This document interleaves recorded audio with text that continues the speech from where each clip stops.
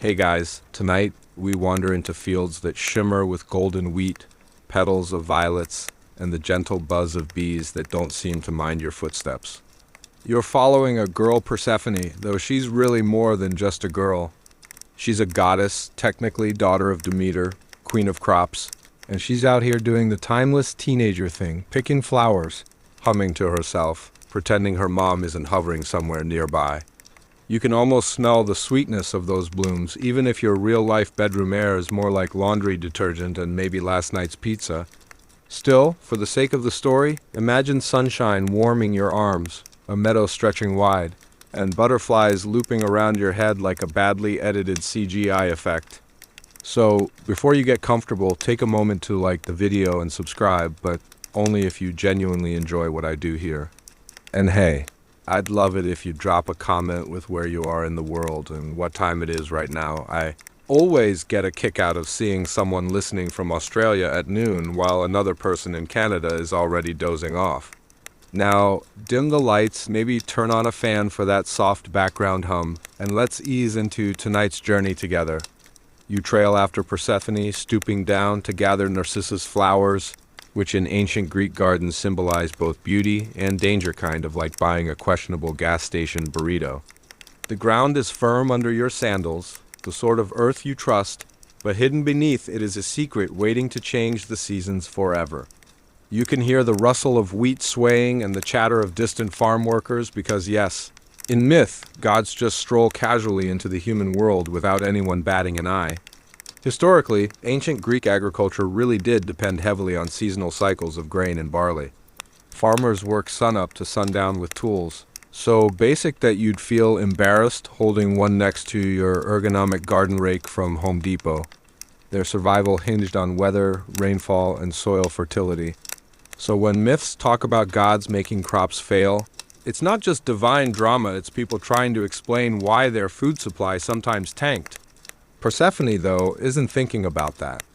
She's just plucking blooms, arranging them into bundles that would look great on Instagram if Olympus had Wi-Fi.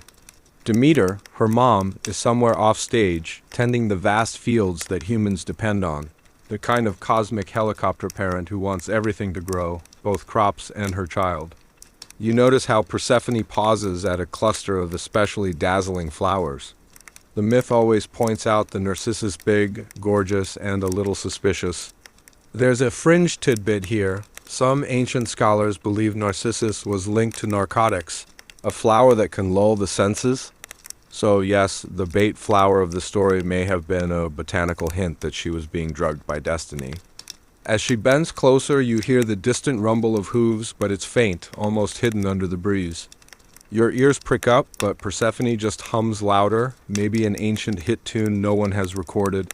There's a philosophical pause here, because historians still argue whether this myth started as a symbolic tale about seasonal agriculture, or whether it was first a spooky story to scare young women into watching where they walked.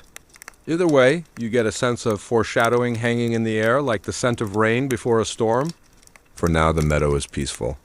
Sunlight glitters on the horizon, bees bump lazily into flower heads, and the earth under your feet feels firm, but you know better.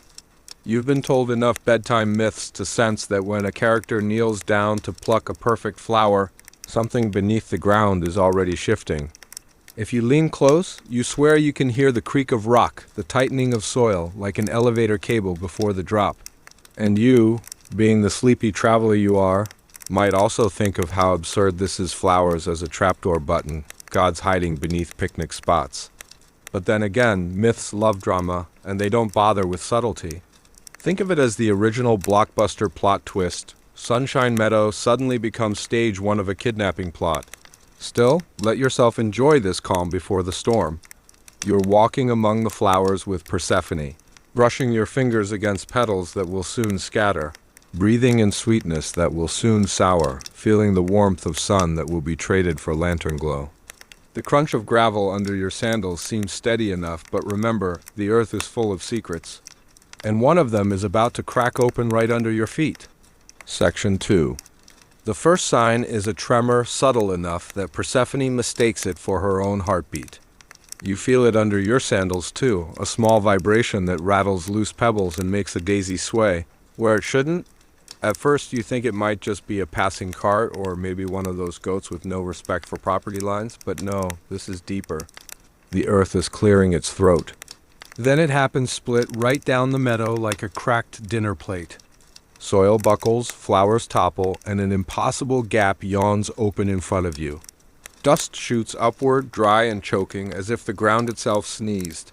You cough, squint, and watch as the abyss grows wider until it looks like the world is unzipping itself. From the darkness below, wheels rattle, hooves strike stone. Out bursts a chariot, black as obsidian, drawn by horses that snort smoke instead of breath. They're fast, unnervingly smooth in their gallop, and you think for a wild second that they'd win any modern NASCAR race without even trying. At the reins stands Hades, god of the underworld, making what can only be described as the worst first impression in dating history. No flowers, no gentle small talk, just a chariot blasting out of a crevasse like he's late for work. His cloak swirls around him in a way that's definitely supposed to look cool, but to your sleepy brain, it's giving guy who overcommitted to Halloween cosplay. Persephone stumbles backward, clutching her bundle of flowers like it's going to save her. The meadow is no longer a safe haven, it's an arena. Dust spins around, the air is full of the metallic tang of disturbed soil, and the once friendly bees have wisely buzzed off. Historically, chariots were already a bit outdated by the time these myths were popular. By the classical Greek period, horses were mostly for cavalry or ceremonial use. But myth doesn't care about practicality. Hades rocking up in a war chariot is pure stagecraft. The special effects budget of an oral storyteller turned up to 11. There's also a quirky tidbit in some versions of the story. It wasn't Hades who chose Persephone, but Zeus, her own father, who arranged the whole thing behind Demeter's back. Ancient family drama at its finest. Surprise, honey, I signed a lease for you in the Underworld. Scholars still argue whether Hades genuinely wanted Persephone as a partner or if he was just playing out Zeus's decree like an unwilling chauffeur. You watch as Hades leans down, extends a hand, and Persephone freezes. Her flowers scatter, petals trampled under hooves. The noise of the chariot is overwhelming metal on stone, hooves pounding, wheels slicing the edge of the fissure. You think for a moment you might jump in front, but let's be real, you probably won't survive this. And besides, myths have a way of steamrolling bystanders who meddle. The ground shifts again. More cracks split outward like spiderwebs. Persephone screams, not out of terror alone, but out of outrage. This isn't how afternoons in meadows are supposed to go. She reaches for stability, finds none, and in one swift motion, Hades scoops her into the chariot. It's awkward, though. He's not exactly smooth about it. One sandal nearly slips, Persephone kicks against his armor, and you swear you hear one of the horses snort as if rolling its eyes. But still, the deed is done. With a crack of reins, the chariot surges forward, plunging back into the earth. The fissure seals almost as quickly as it opened, leaving behind only shredded flowers and a faint echo of hooves. You're left staring at bare ground, the meadow deceptively calm again. A bird chirps like nothing happened. And you realize this is one of those myth moments that's both terrifying and strangely theatrical, like watching a play where the trapdoor swallows an actor and everyone claps politely. The smell of disturbed soil lingers gritty and mineral, as if the underworld exhaled. You know, this isn't the end, it's just the opening act. Persephone is gone, taken below, and you're standing in the silence that follows chaos. You might think to yourself, couldn't she have just sprinted the other way? But myths don't work like that. They work like seasons, inevitable, cyclical, and always with a dramatic cliffhanger. The silence doesn't last. You peer into the ground where the fissure closed, half expecting it to burp or leave behind a neon welcome to the underworld. Sign, nothing, just packed earth and a few broken. Flowers that look like confetti after a very bad party. But somehow, you can still feel the downward pull, like the meadow itself has a drain and you're teetering near the plug. Against your better judgment, you lean closer, and suddenly you're not in sunlight anymore. The air thickens.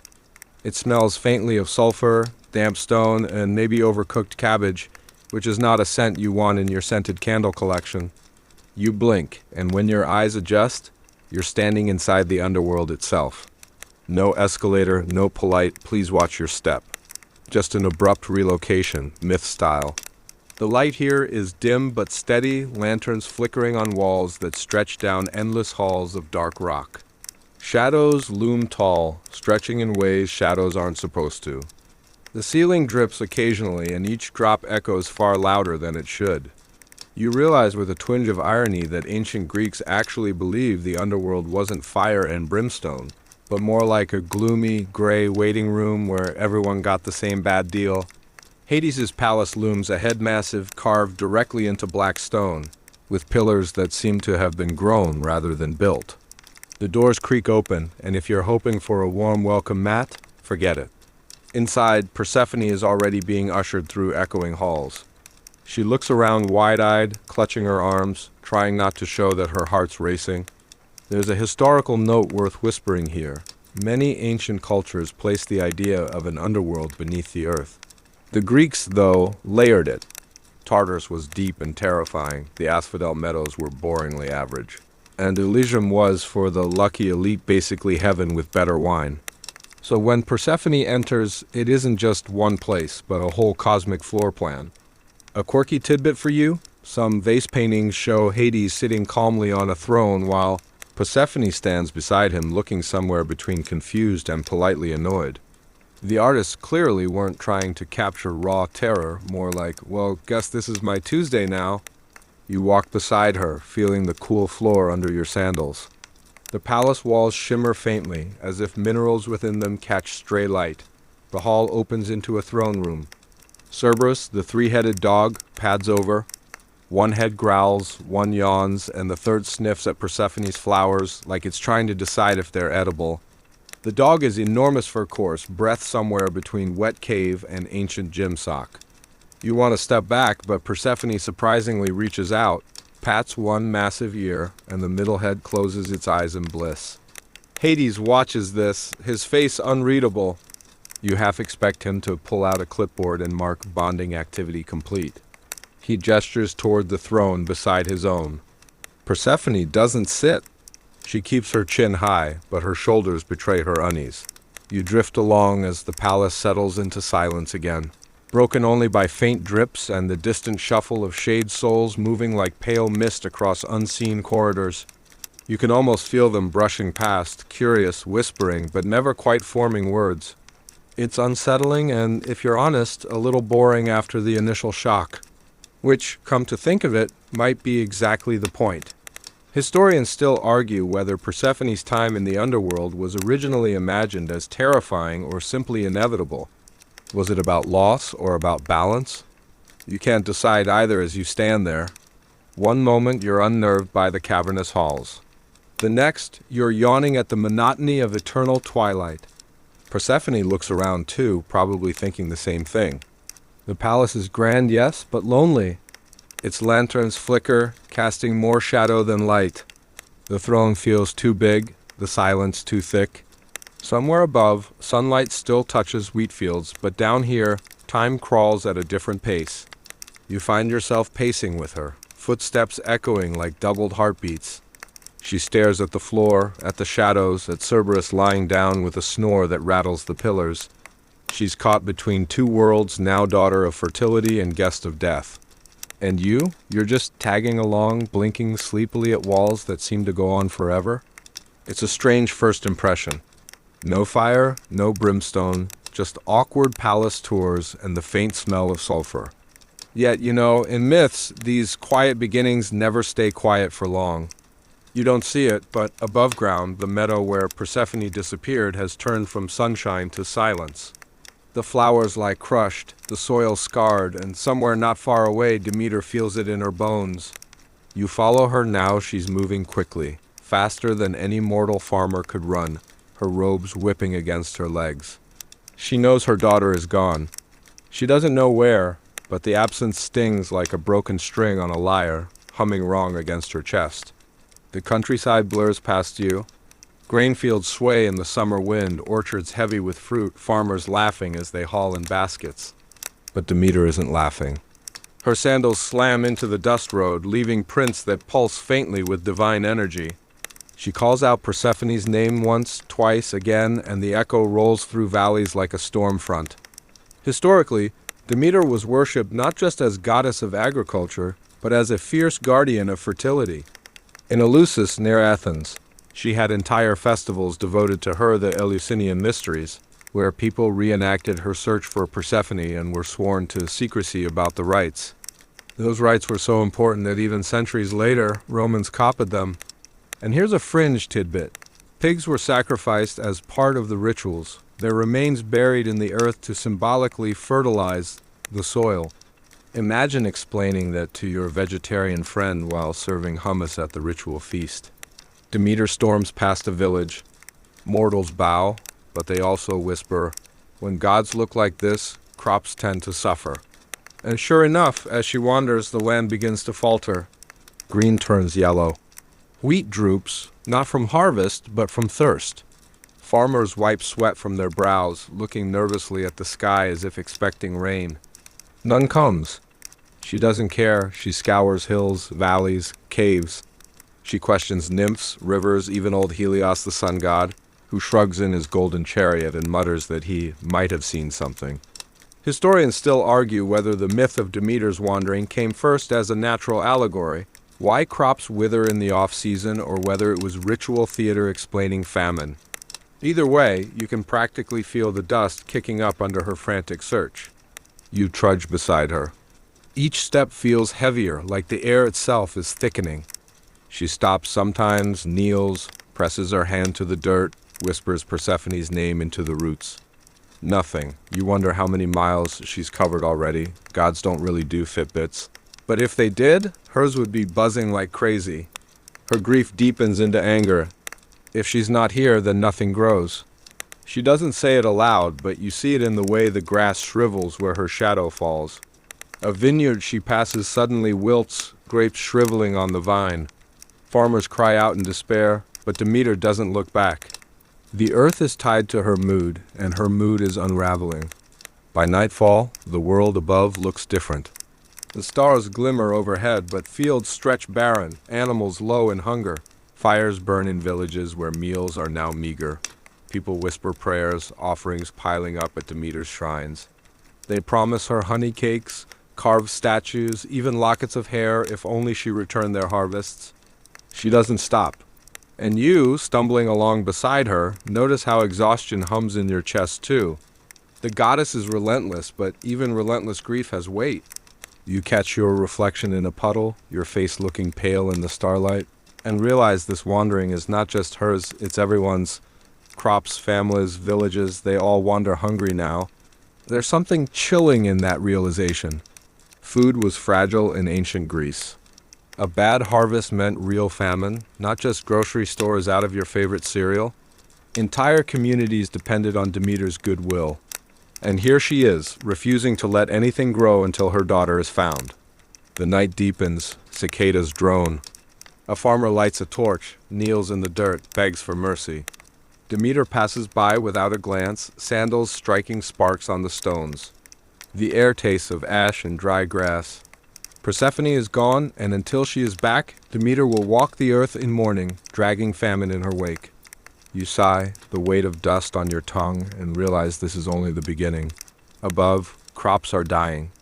Below, Persephone sits in twilight halls, and the whole world is about to feel the space between them. The world above is fraying. Grain shrivels, orchards wither, livestock grow gaunt. Villagers whisper in marketplaces, wondering why Demeter has turned her face away. Some say she mourns. Others say she rages. Either way, bread is scarce, and humans are not designed to thrive on endless olives and watery broth. You drift toward Olympus, where the gods convene. The marble halls gleam, clouds curling lazily around their pillars. Thunder rumbles somewhere in the background because, well, Zeus likes to keep his special effects department working overtime. Inside the council chamber, the gods are gathered like family at a very awkward holiday dinner. Everyone knows something is wrong. No one wants to be the first to say it. Zeus leans back on his throne, beard perfectly combed, eyes flicking from one sibling to another. He knows Demeter is furious. He also knows that humans are starving, and starving humans don't make great worshippers. Fewer offerings mean fewer temples filled, fewer sacrifices sizzling on altars. Basically, a bad Yelp review for Olympus. Hera clears her throat, muttering something about responsibility and communication, which you suspect is directed more at her husband than anyone else. Hermes drums his fingers impatiently, probably wishing he were out delivering gossip instead of stuck in committee. Poseidon, smelling faintly of brine, grumbles that this is an earth problem, and he has waves to tend. And then there's Hestia, goddess of the hearth, quietly pointing out that mortals can't even cook without grain. Her voice is soft, but it slices through the bickering like a butter knife through. Well, butter if butter hadn't already spoiled in the famine. Historically, Greek religion really did portray the gods as a squabbling family. Temples might be grand, but myths paint Olympus like a divine soap opera. Mortals saw their own messy households reflected in these immortal quarrels, which made the stories both relatable and endlessly entertaining. A quirky tidbit slips into your mind. Some ancient plays even staged the abduction of Persephone with actors popping out of trapdoors, literally a stage version of Hades' chariot stunt. Audiences probably gasped, then laughed nervously as if to say, "Yep, that tracks." Back in the council, Zeus finally raises a hand for silence. "The mortals suffer," he says. "Offerings have lessened. Smoke no longer rises from altars. If Demeter continues, humanity may collapse." He pauses, letting the weight of it sink in. Gods need mortals almost as much as mortals need gods. No temples, no power, no fun festivals with music and wine. But then comes the part nobody says out loud. It was Zeus who originally gave Persephone to Hades. He knows it. Hades knows it. Hera probably knows it, but is saving it for their next marital argument. The awkwardness is thick enough to spread on toast if anyone still had toast. You shuffle at the edge of the room, feeling the tension. Should Persephone stay below forever, queen of a dark palace she never chose? Or should she be returned to her mother, restoring crops and smiles to the mortal world? Historians still argue whether this debate among gods reflects actual political negotiations in ancient Greece alliances, treaties, arranged marriages dressed up as divine drama. The myth works on both scales. Cosmic famine and very human family squabbles. Finally, Hermes leans forward. "I'll go," he says. "Messenger work, I'll negotiate. At least get Demeter to pause before she wipes out half the species." His tone is casual, but you see the flicker of nerves after all. Who really wants to step between two furious siblings and the god of death? Zeus nods. "Go, speak with Demeter. Speak with Hades. Remind them both that balance must be kept." Which is Zeus speak for clean up the mess I secretly caused and make it look like diplomacy. The meeting dissolves, gods grumbling, robes swishing. You step outside, the air on Olympus unnervingly crisp, almost too bright after the famine below. You can see Demeter pacing far off across the fields like a storm cloud that forgot how to rain. You can almost hear Persephone's silence echoing up from the depths. The stage is set, a messenger will fly. A deal will be debated. And somewhere, pomegranates are waiting in a fruit bowl like loaded dice. The underworld has its own rhythm. You feel it the longer you trail Persephone, a pulse of shadow, a heartbeat of silence, the steady drip of unseen water echoing down halls. At first, she moves stiffly, following Hades with the stubbornness of someone refusing to let her knees shake. But now she begins to explore, pacing rooms, touching walls, even rearranging furniture with that universal impulse. Fine, if I'm stuck here, I'm making it mine. She drags a heavy bronze bowl across a table and fills it with flowers she brought though wilted now, their colors dulled. She lingers by a tall bronze mirror inspecting her reflection. In the flicker of torchlight, her face looks older already, shadows shaping her cheekbones into something queen-like. She sighs, and for a moment she looks like any young adult trying to make peace with a new apartment that wasn't their idea. Cerberus pads after her, tails thumping, claws scraping stone. The three heads take turns resting on her lap whenever she sits. One drools, one growls softly, the last just wants ear scratches. Persephone obliges, smiling faintly despite herself. You can tell she's lonely, but it's hard to stay entirely miserable when you've got a three-headed cuddle buddy. There's a bit of historical grounding here. Greeks genuinely imagined their gods keeping pets. Artemis had hounds, Apollo had swans, Athena had her trusty owl. So Persephone bonding with a monstrous dog wasn't a stretch. It was almost expected. As she wanders deeper, she finds corridors leading to vast caverns. Souls drift like mist, pale figures moving in silent queues. Some head toward judgment, others shuffle into the asphodel meadows and eternity of mediocrity, which honestly sounds like waiting at the DMV forever. A few lucky ones shine brighter, destined for Elysium, the paradise fields. Persephone watches them all with curiosity. You catch her muttering under her breath, "So this is it, my kingdom." It's not triumphant, more like someone sighing over a surprise inheritance of a crumbling house. Hades, meanwhile, trails behind her like an awkward host showing a guest around an Airbnb. He points out chambers, mentions banquet halls, even gestures at a collection of gemstones embedded in the walls like, "Hey, look, at least the place has nice decor." But Persephone keeps circling back to the same thought: sunlight. She gazes upward where no ceiling exists, just rock and endless shadow, as if straining to feel warmth through miles of earth. A quirky tidbit: some versions of the myth say Persephone actually began to enjoy aspects of ruling, exercising authority over souls, and even softening punishments. Ancient writers sometimes painted her as a stern but merciful queen, not just a passive captive.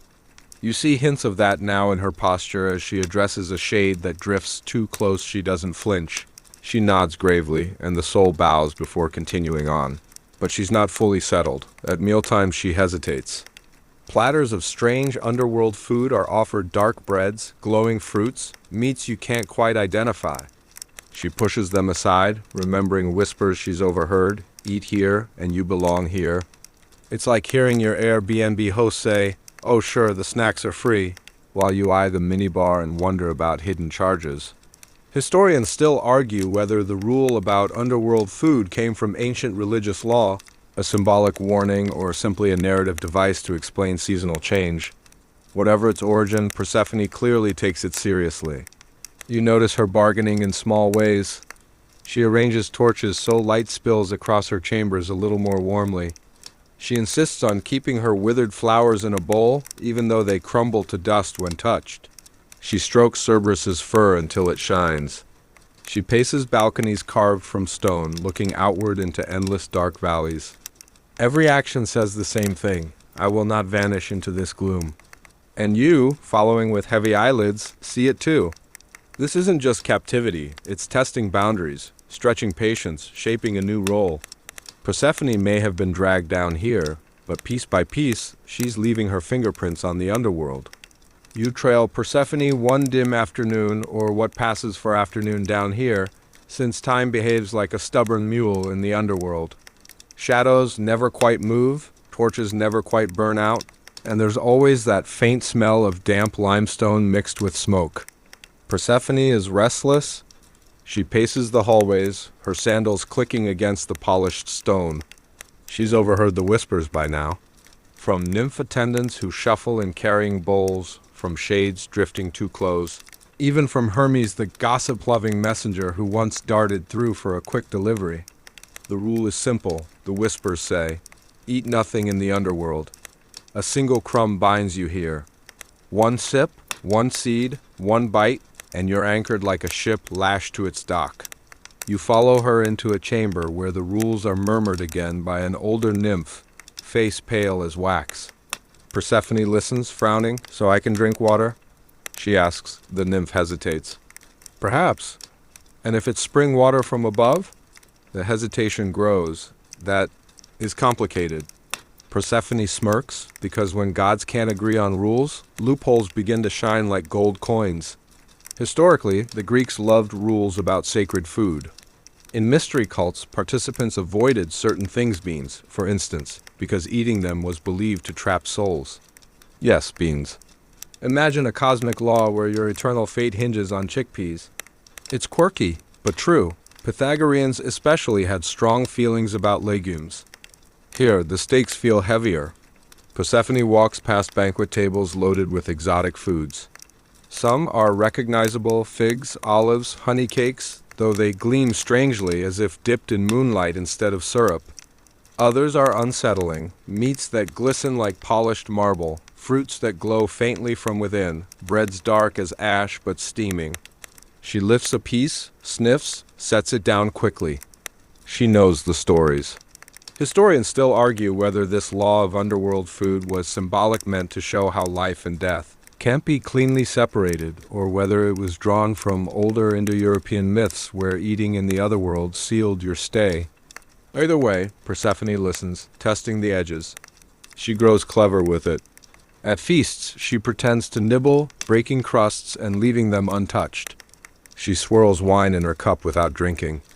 You can almost hear her mutter under her breath, "Nice try, and Hades?" He watches, silent. His face gives nothing away, but you sense he respects her stubbornness, maybe even admires it, though he'd never admit that aloud. One evening, Persephone slips out onto a balcony carved from the black stone of the palace.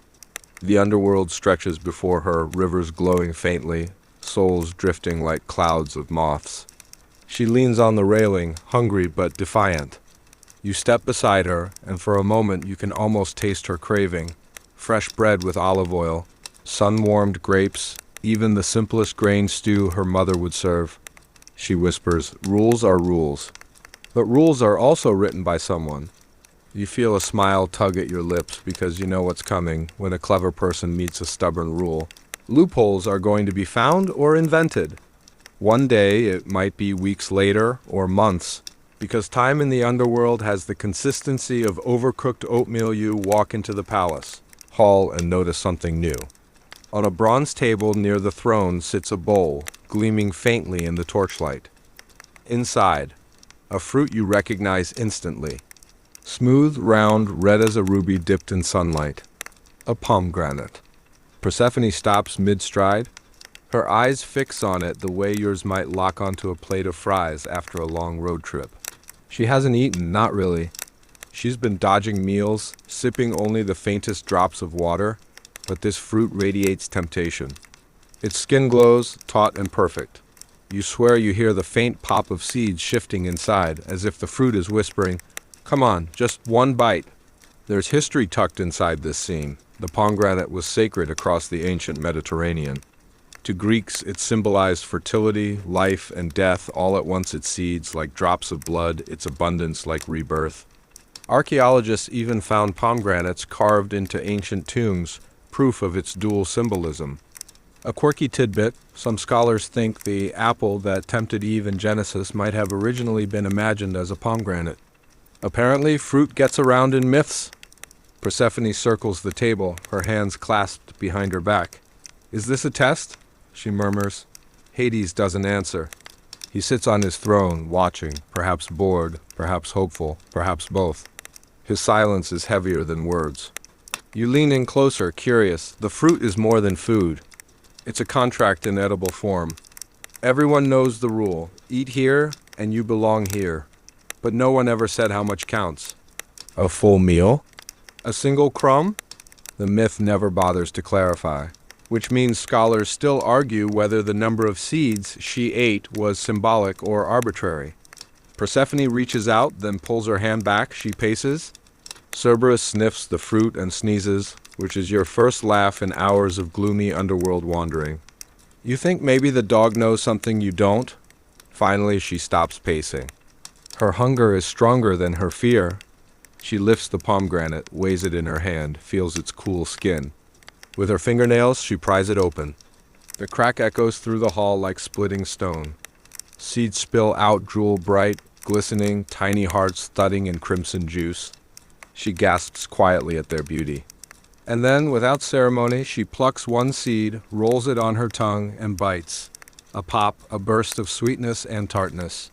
You almost taste it yourself, like cranberries crossed with wine, refreshing after months of bland hunger. Her shoulders slump in relief.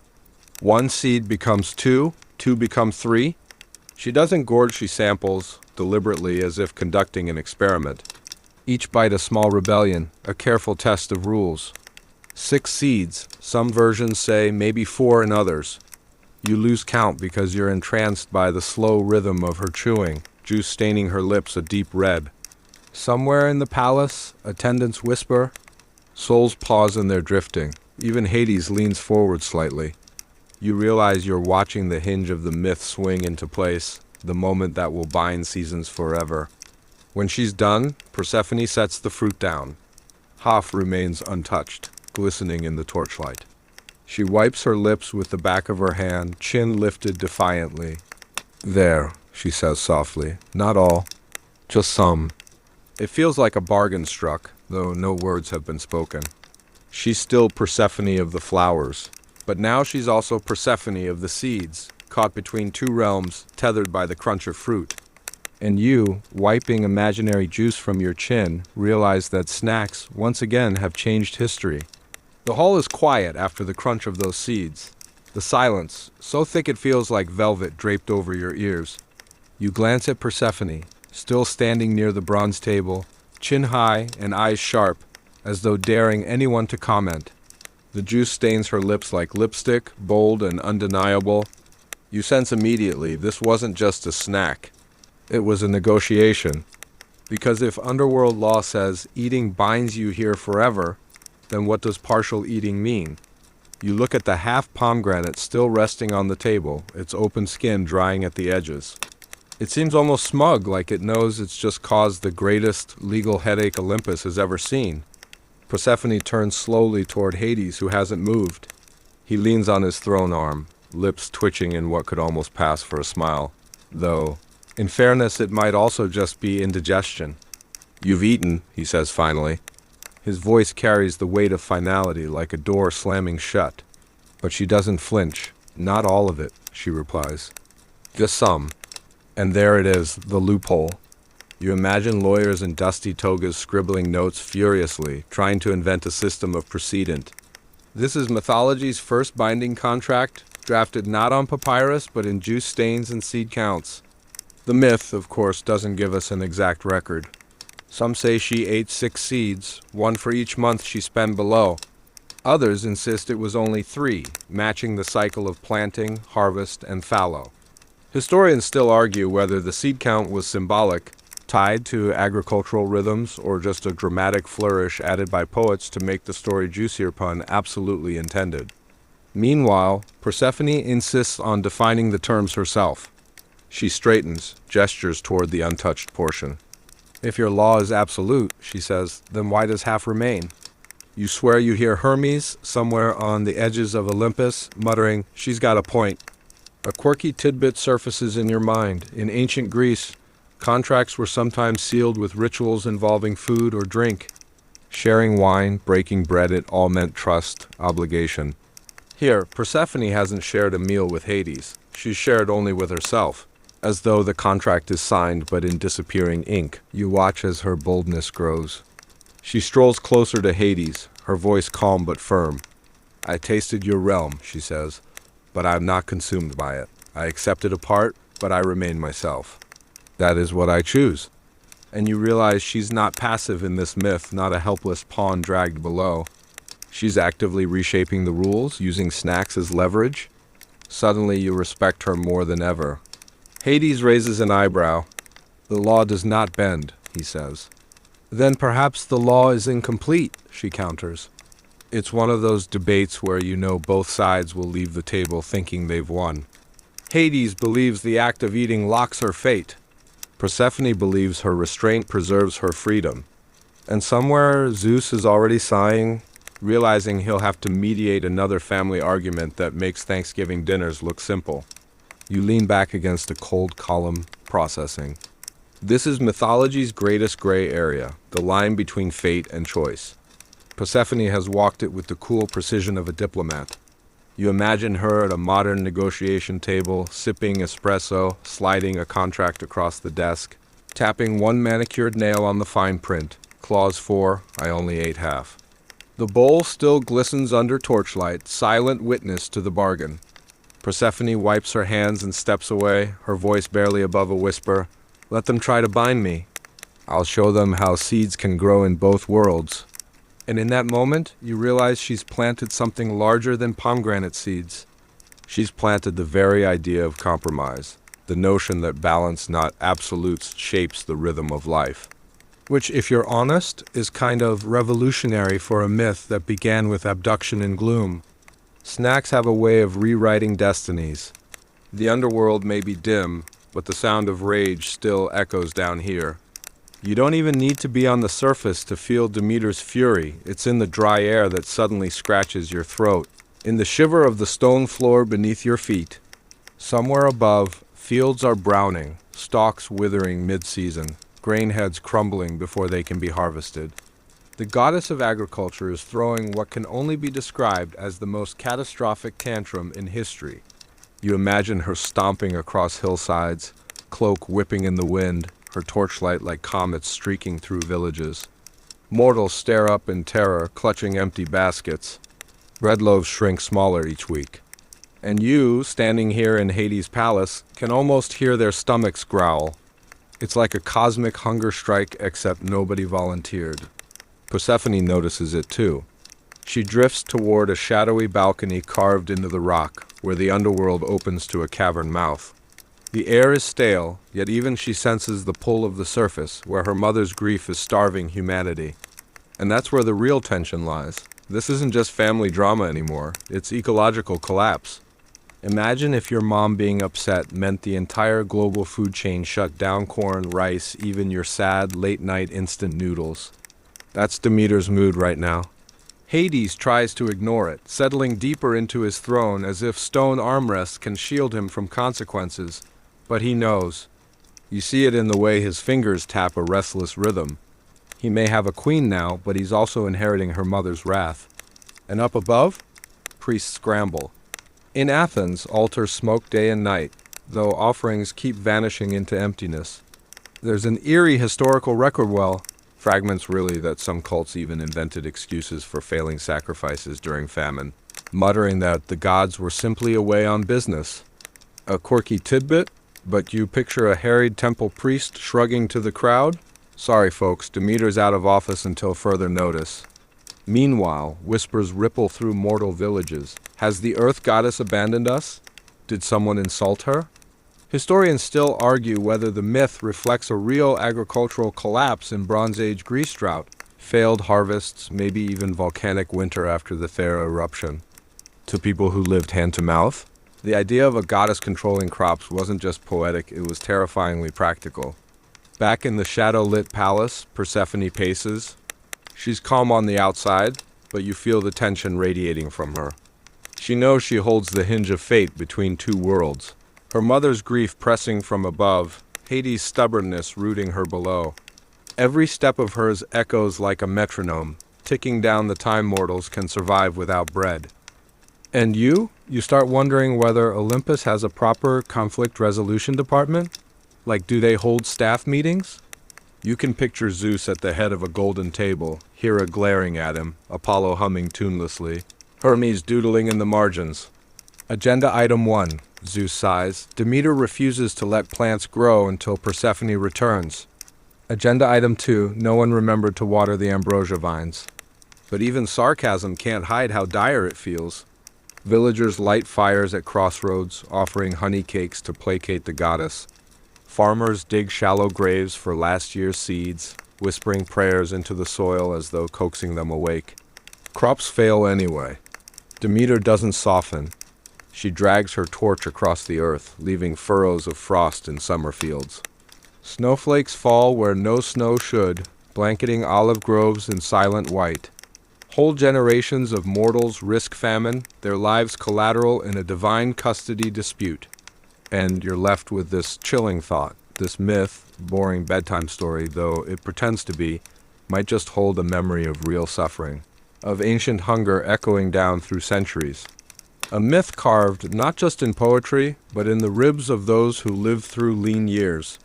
Down in the cavern, Persephone presses her hand to the stone balustrade, knuckles whitening. She knows. She knows the world is crumbling while her fate balances on seeds and signatures.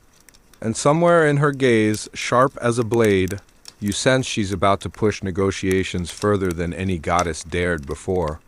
You follow the drift of smoke. though you're not sure if it's really here in the underworld or just bleeding down from the mortal realm above. Either way, it curls into your nose, sharp and a little greasy, and you find yourself blinking as though standing in the middle of some strange ancient ritual. Because up there, while Demeter sulks and mortals starve, communities have begun inventing the oddest solutions. If the goddess of harvest won't give them food, then maybe, just maybe, they can bribe her with spectacle. The scene flickers before your mind, villagers gathering at dawn, clay pigs squealing in baskets, soon to be tossed into underground chasms as offerings. Yes, actual pigs, not symbolic statues. The Greeks had a fertility festival called the Thesmophoria, and it involved pig sacrifices, moldy leftovers, and women camping out in sacred pits. Imagine explaining that to your neighbors. No harvest this year, but don't worry, we threw a rotten ham into a ditch. You can almost hear Persephone's laugh if she knew. She would probably raise an eyebrow, wondering how tossing pork chops into a cave helps her mother's temper tantrum. But then again, ritual is less about logic and more about survival. When crops fail, people grab onto any thread that makes sense rituals. Prayers, even desperate little charms worn around the neck. As you wander this dreamlike overlap between mortal villages and Hades' realm, you notice how strange the rituals become. In one place, farmers bury cakes shaped like genitalia in the soil, hoping to coax fertility back. In another, women whisper Persephone's name in secret rites, believing that she alone holds the power to unlock the grain's slumber. These secret ceremonies later bloom into the famous Eleusinian mysteries, where initiates are sworn to silence but promised a happier afterlife. Historians still argue whether the initiates drank a barley brew laced with psychoactive herbs in ancient festival smoothie. Let's call it. The quirky tidbit here is that some rituals didn't just focus on grain. You stumble across offerings of pomegranates, figs, and honey, all sweet bribes to coax the goddess back upstairs. People even carved little terracotta figurines of Persephone, half smiling, half solemn, as if to capture her liminal state between joy and gloom. You lean against a carved stone column in the Underworld palace, almost amused, almost horrified. Because from your vantage, you can see both ends of the myth at once. Persephone pacing in dim halls and mortals above, digging trenches for pigs while whispering prayers that sound like negotiations with invisible lawyers. Everyone is bargaining. Everyone is desperate. And maybe that's the real secret of myth. It isn't about gods having neat adventures. It's about humans trying to explain why their bread won't rise, why the earth suddenly feels barren, why their bellies ache through long winters. Persephone becomes the face of hunger and hope all at once. Back in Hades' court, you imagine whispers reaching Persephone's ears, echoes of those rituals, like faint chants riding underground rivers. Women chanting her name, farmers praying for her return. The thought steadies her, perhaps. She may be trapped in shadow, but up there, her absence has carved devotion deep into mortal hearts. And you? You can't help but smirk at the thought that somewhere, a priest is probably writing down the ritual recipes like a cookbook for famine years. Step 1. Dig trench. Step 2. Toss pig. Step 3. Camp out and wait for divine approval. Honestly, it makes as much sense as most crash diets. Still, the weight of it presses down. Persephone isn't just a daughter caught in a custody battle anymore. She's a symbol, a pivot between life and death, hope and despair. Every crumb of bread above depends on her decision here below. She turns from the balcony, eyes sharper now. The underworld feels less like a prison and more like a negotiation chamber. And with mortals hurling pigs into pits just to keep fields alive, you sense the gods themselves are running out of time to keep ignoring the situation. The air feels heavier now, like even the shadows are holding their breath. You sense that the dithering and pig-throwing rituals above can't go on forever, and sure enough, pressure starts to mount among the gods. Zeus, who has been playing both sides like the world's most indecisive manager, finally realizes that endless famine equals fewer sacrifices, and fewer sacrifices mean fewer temples praising his thunder. Nothing motivates a king of gods quite like the possibility of being ignored at dinner. So he calls for Hermes, the messenger with winged sandals and, let's be honest, the energy of a teenager asked to run errands. Hermes swoops down into the underworld. his caduceus twirling idly, and clears his throat in that "don't shoot the messenger" way. Persephone looks up, startled. Cerberus growls, and Hades just raises an eyebrow, already suspecting his brother's hand in this. The negotiation begins, not with grand speeches, but with calendar math. Because in Greek myth, the entire cycle of fertility, death, and rebirth somehow comes down to how many seeds Persephone ate. 6 seeds, 6 months. That's the rumored math, at least. Historians still argue whether she ate 3, 6, or even just 1. But the principle holds. The underworld doesn't let you snack without consequences. Imagine signing a long-term lease every time you took a bite of trail mix. Here's where the quirky tidbit sneaks in. Some versions suggest Persephone actually chose to eat those seeds, not by accident but on purpose. Maybe she liked the taste. Maybe she craved control in a situation where she had none. Or maybe she was just hungry, because let's face it, underworld catering doesn't seem robust. Either way, her nibbling turns into legal precedent. Zeus leans back in his heavenly throne and proposes the compromise. Persephone spends part of the year below with Hades and part above with Demeter. Hades gets his queen, Demeter gets her daughter, and mortals get something resembling edible crops again. It's the divine version of a custody agreement, complete with visitation schedules. You picture Persephone weighing this carefully. To her, it isn't just about family loyalty, it's about identity. She has discovered in those shadowed halls a certain power she didn't expect. Mortals whisper her name in secret rites. Women paint her likeness. She has walked with ghosts and not flinched. Returning above will never reverse what she's become down here, so with a measured nod she agrees. The deal is struck. And just like that, the cosmic calendar ticks forward. Spring is born not from science alone, but from a divine compromise inked in fruit juice. When Persephone rises, Demeter lets the fields burst green again. When Persephone descends, Demeter sulks, crops shrivel, and mortals huddle through barren months. It's not efficient, but myth rarely aims for efficiency. It aims for rhythm, for cycles that feel like heartbeat and breath. As you drift along this moment, you realize the weight of the myth's symmetry. Every harvest is a reunion. Every famine is a departure. Human life becomes a reflection of divine compromise. And if you're tempted to roll your eyes at the melodrama, just remember, your entire lunch schedule, your morning cereal, your pumpkin spice latte, all of it rides on this ancient agreement between a moody mother, a reluctant daughter, and a king of shadows who just wanted some company. You step back, the glow of the underworld flickering like candlelight. Persephone has accepted her dual existence. Demeter will simmer but survive. Zeus will pat himself on the back for another wise ruling, and Hermes. He's already zipping off, probably angling for a sandwich before the next errand. But the real story lies in the compromise itself. Not victory, not defeat, but balance carved into eternity. You feel the air shift as though the world above is already stirring. The moment Persephone agrees to her split-year existence, the underworld itself seems to loosen its grip. The shadows don't vanish, but they recede, making space for a faint light that seeps through cracks in the earth. It's like someone cracked open a window in a stuffy basement, and fresh spring air is finally flowing in. You rise alongside her, drifting upward past layers of soil and stone. The transition isn't dramatic, no fiery eruptions or thunderclaps, just a gradual blooming of color as the black and gray fades into green and gold. You can almost smell the damp earth softening, the frost melting away into rivulets that feed tiny shoots of grass. Then she steps onto the surface, and the world reacts instantly. Demeter, who has been sulking in a state of divine depression that makes modern teen angst look tame, rushes forward. The goddess's footsteps scatter blossoms as if she carries an invisible bouquet in her wake. She clutches Persephone like a mother who's been separated too long, and the earth itself echoes her joy. Seeds that lay dormant suddenly awaken, trees unfurl blossoms. Grain shoots up like eager dancers stretching toward the sky. Here's your mainstream historical fact.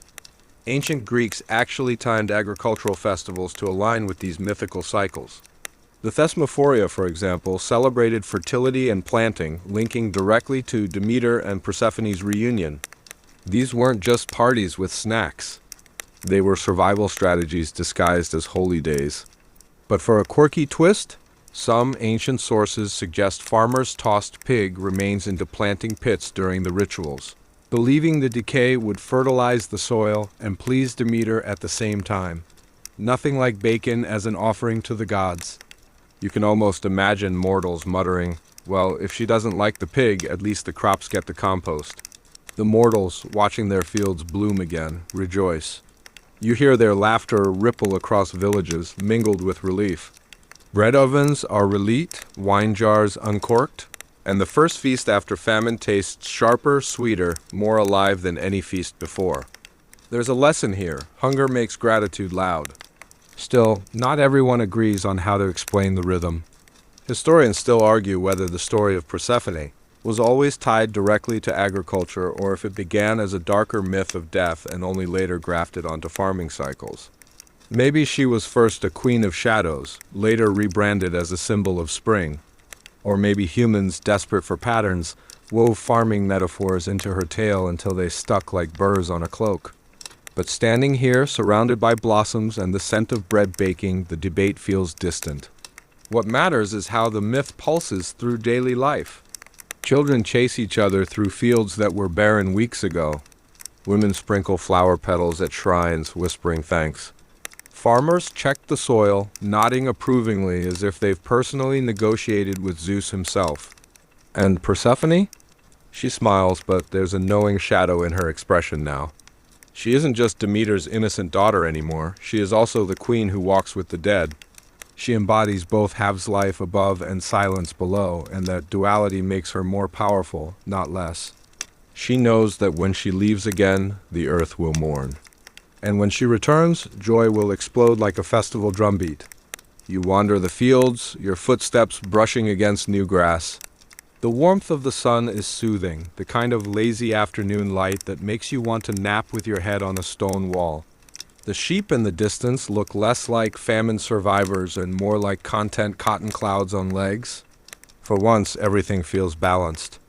And yet you can't help but wonder, what happens the next time she descends?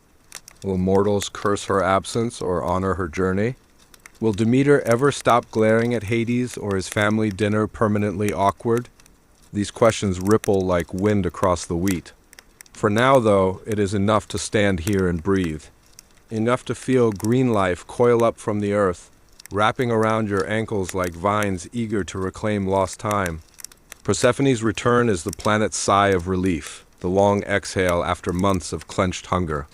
And as you close your eyes in that sun-warmed meadow, you think, all of this, all the blossoms, all the bread, all the laughter, began with one snack and a compromise carved into myth. The meadow rolls behind you as time glides forward.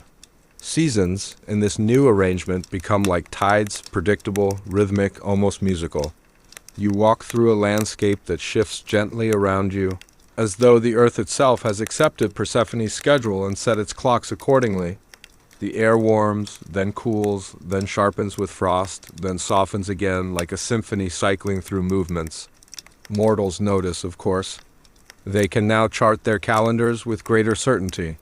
Plant in spring, harvest in fall, store for winter, wait for Persephone's return.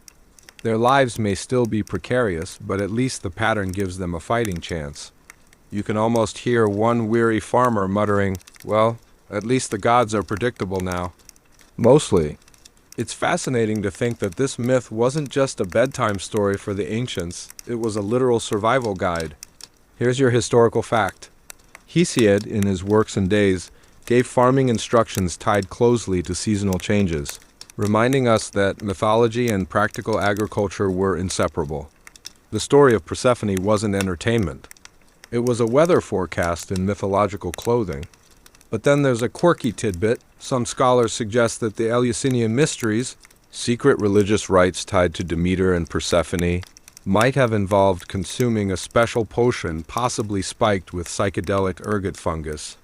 Imagine an entire crowd of initiates, eyes wide, convinced they were glimpsing the underworld and rebirth cycles firsthand. The ancients may have been doing their own version of field research. You tread along dusty paths where people prepare for festivals. In Athens, women gather in solemn processions, carrying baskets of sacred objects. They don't tell outsiders what the rites mean. Initiation is secret, and breaking that vow is said to bring divine punishment. Historians still argue whether those mysteries promised literal salvation after death or just a metaphorical comfort about the seasons. No one agrees, and maybe that's the point. Mystery survives by staying mysterious. As you stroll, the seasons flip like pages. You blink and suddenly the trees are stripped bare, skeletal arms against a gray sky. Persephone has returned below. Demeter mourns again, though maybe a bit less violently now, like someone resigned to a long-distance relationship. Fields empty, granaries creak, families huddle by hearths and ration bread. Then, months later, Persephone steps back onto the surface, and the cycle blooms anew. You can almost feel the planet sigh. She's back. We can breathe again.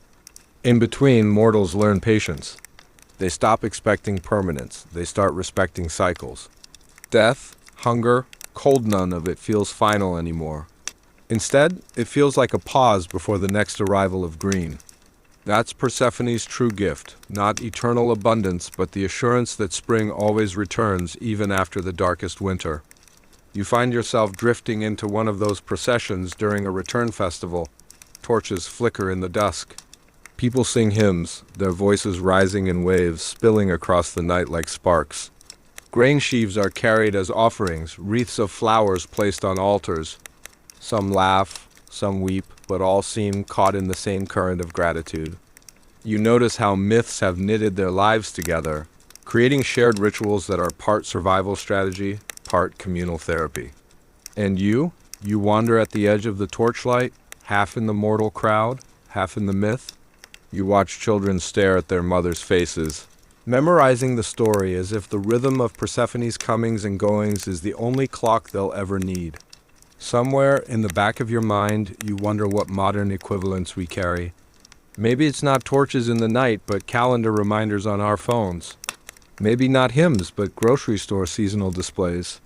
Our rituals have changed shape, but the desire to mark time, to reassure ourselves that spring is coming, hasn't gone anywhere. And so the wheel turns again, Persephone descends. Persephone rises, Demeter grieves, Demeter rejoices. Mortals plant, harvest, store, wait. And you keep wandering, lulled by the steady rhythm, soothed by its predictability. The world breathes in, the world breathes out. And you drift deeper into the story, half awake, half asleep, moving with the seasons themselves. The path grows softer underfoot now, as though the ground itself wants to ease you into stillness. You followed Persephone through every negotiation, every compromise, every descent and return. The edges of her story blur like watercolor seeping into parchment. What remains is not a sharp tale of winners and losers, but a gentle pattern endlessly repeating. You walk beneath trees heavy with blossoms. Their fragrance is almost too sweet, as if spring itself is leaning in close. You know this won't last. The blossoms will fall, summer will harden the fruit, autumn will scatter the leaves, and winter will bare the branches again. But instead of fearing the loss, you find yourself comforted by its inevitability. You've been walking long enough to understand the beauty of the cycle is that it always comes back around. Here's one last historical anchor. Archaeologists believe the Eleusinian mysteries were celebrated annually for nearly 2,000 years. That's longer than most modern nations have existed. Generations upon generations returned to the same rituals, whispering the same prayers, walking the same torchlit paths. The continuity itself was the comfort proof that despite wars, plagues, and political chaos, the wheel of life still turned. And here's your final quirky tidbit. Some vase paintings suggest that Persephone may have been worshipped not just as queen of the underworld, but as a bringer of flowers, almost like an ancient floral mascot. Imagine little clay offerings shaped like daisies and poppies, tucked into shrines as if people were saying, "Please bring back the blooms on time this year." Historians still argue whether Persephone's myth was meant primarily as an agricultural calendar, a theological lesson about life and death, or a deeply personal story of a girl caught between two worlds. Maybe it was all of those things at once. Maybe it was never meant to be pinned down. As you drift along the last stretch of this journey, you see Persephone herself walking ahead of you. Her steps are light, almost playful, as she moves between shadow and sunlight. One hand brushes the blossoms, the other trails in the cool air that rises from a cave below. She doesn't look torn anymore. She looks balanced, a bridge between two realms, a reminder that wholeness isn't about choosing one side, it's about holding both. You slow your pace, letting her move ahead until she fades into the distance. Around you, the meadow quiets, the torches dim, the festivals end, the fields rest, and the air becomes still like a long, slow exhale. The story doesn't really end its circles, as it always has. Persephone will descend again, she will rise again. You too will keep walking the path, finding comfort in the repetition, the assurance, the rhythm. For now, though, the road folds gently beneath your feet, urging you not forward, but inward into rest. So here you are at the close of the tale. The voices of gods and mortals grow faint, like echoes across a wide valley. The images soften the flowers, the fields, the flicker of torches, all dissolving into a hazy golden dusk. Let yourself sink a little deeper now, into stillness. Breathe slowly, evenly, letting each breath remind you of the same rhythm that has carried this story, in, out, return, repeat. The ancients found comfort in knowing that spring always followed winter, that life always followed dormancy. You too can rest in that knowledge, the reassurance that no matter how heavy the present season feels, the cycle always brings renewal. The ground beneath you is steady, warm, almost like a cradle. The air is calm, nothing demands your effort anymore. The myth wanes down, and so do you, your thoughts stretching long and quiet like shadows at twilight. You can imagine Persephone's final glance before she disappears into the earth, half a promise, half a farewell. Not sadness, but assurance. She will return, and with her, light and growth and warmth will return too. And in the meantime, the earth rests, and so should you. Your eyes grow heavier, your breathing slower, the world around you dimming into peaceful silence. Let the cycle carry you now not to fields or caves, but into the soft, renewing season of sleep and of script. Sweet dreams.